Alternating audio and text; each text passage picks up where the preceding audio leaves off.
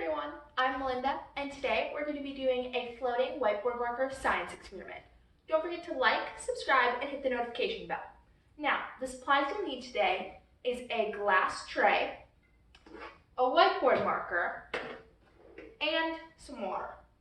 So, first what you're going to do is take your whiteboard marker and draw in on the glass tray.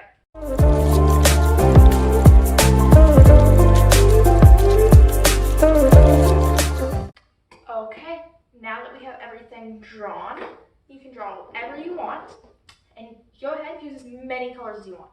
So now that we have it drawn, we're going to pour in our water and watch the magic. So let's take a little closer look as we do this. Okay, here it is. Now we're going to add our water.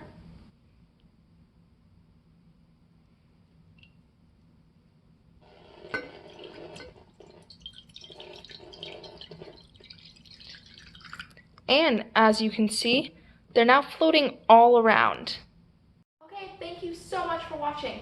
Don't forget to try this fun science experiment at home with a parent's help and permission. Also, don't forget to like, subscribe, and hit the notification bell to show your support. Thank you so much. Bye!